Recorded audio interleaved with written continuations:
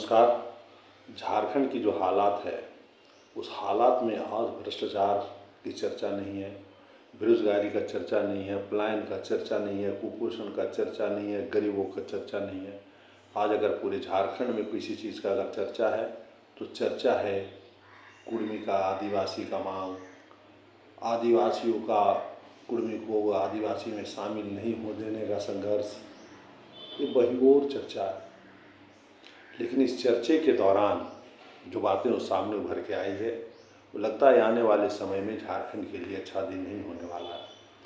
जहाँ कुर्मी समाज एकत्र है, संघर्ष में जाने के लिए तैयार है, हर कुर्बानी को तैयार है, अपने विरासत में मिले अधिकार को प्राप्त करने के लिए उतारू हैं। नौजवान में जोश है, महिलाएं में एक बहुत बड़ी क्रांति की आवाज़ निकली है और उसी के खिलाफ एक तरह से आदिवासियों में भी एक उबाल है। और उबाल ऐसी है कि अगर सामने टकराहट हो जाए तो झारखंड का विनाश तय है, दूसरा मणिपुर हो सकता है। आने वाले समय में झारखंड समृद्ध हो, सुख शांति हो, इसके लिए अभी से ही सरकार को प्रयास करने चाहिए। राज्य सरकार और केंद्र सरकार दोनों की दायित्व है कि इसको किस प्रकार से समाधान हो, इसका समाधान खोजे। समाधान है, हर समस्या का समाधान है। समस्या जब उत्पन्न होता है तो कहीं ना कहीं उस नियति में समाधान का भी एक रास्ता, ऑप्शन खुला हुआ रहता है। जैसे झारखंड की जो आदिवासी की मांग है कि हमारी आरक्षण अक्षुण्ण रखना चाहिए, वही कुर्मी समाज का मांग है कि हमें आदिवासी में शामिल करो। लेकिन निशाना तो आरक्षण ही है ना। आदिवासियत की लड़ाई तो है नहीं कि आदिवासी का, संस्कृति का हमें अधिकार दे दो। संस्कृति का तो अनुकरण कर ही रहे लोग। यह सवाल है आरक्षण में शामिल होने का, अनुसूचित जनजाति में शामिल होने का। जब पुराना उनका इतिहास रहा है एसटी में, तो शामिल होना भी चाहिए। लेकिन किसी का अधिकार ना लूटे, ये भी ध्यान सरकार को होनी चाहिए। आदिवासी आज बहुत ही खराब हालत में है, ये सर्वविदित है, चहुओर वो दिखता है। इसका सर्वेक्षण करने की आवश्यकता नहीं है। उनके अधिकार अक्षुण्ण रहे, ये भी जिम्मेदारी है। एक समाधान है और आने वाले समय में शायद यही एक प्रारूप होगा, चाहे जिस प्रकार से भी उसका शकल हो जाए। जैसे झारखंड में एसटी का आरक्षण 26% है, इस आरक्षण के दायरे को बढ़ा करके 50 तक किया जा सकता है, क्योंकि एसटी की आबादी लगभग 32% है और कुर्मियों की भी आबादी लगभग 20% है। 50% इस आरक्षण को अगर बढ़ा दिया जाए, समाधान तो होगा, लेकिन दोनों समाज में बंटवारा हो जाएगा, दोनों समान अक्षुण्ण नहीं रहेंगे।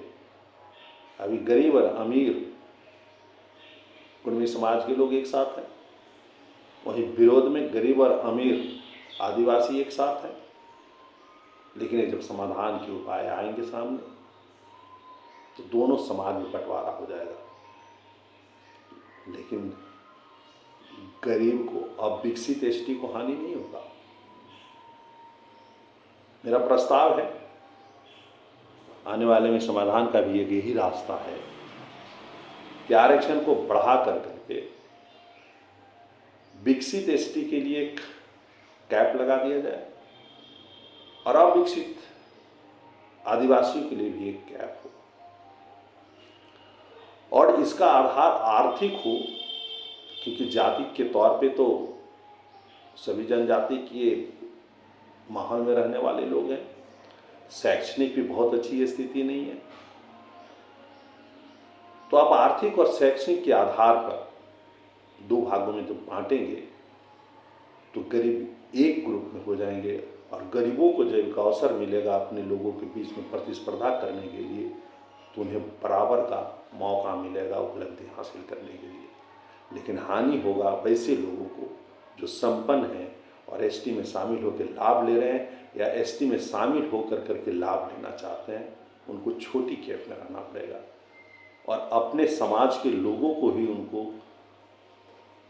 विकास के लिए रास्ता प्रशस्त करना होगा।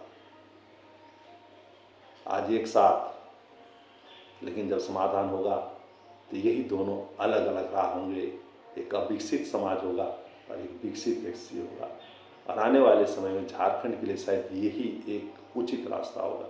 रही बात आरक्षण बढ़ाने का, तो आरक्षण क्यों नहीं बढ़ सकता है? आरक्षण बढ़ सकता है। अभी लेह में अभी संघर्ष हुआ है, वहां भी आरक्षण बढ़ा।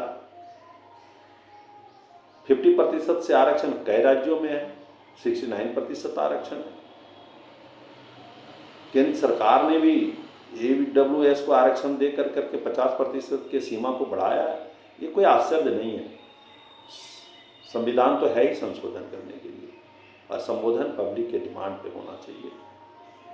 मेरी प्रस्ताव है, लेकिन पूर्ण विश्वास है यही आने वाले प्रस्ताव के आसपास इर्द गिर्द ही समाधान होगा।